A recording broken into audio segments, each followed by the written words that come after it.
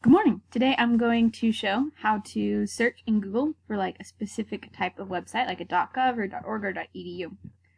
So the first thing you're going to do is you're going to type in what you're searching for.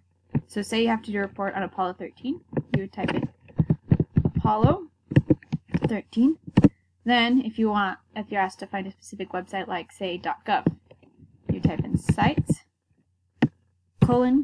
period, and then whichever website type you're asked to look for.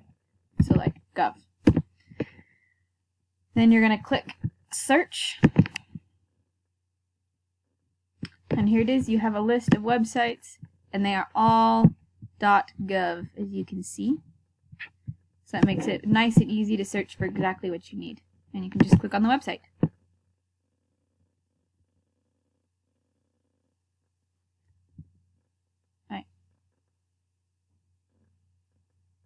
Awesome. All right. Have a good day.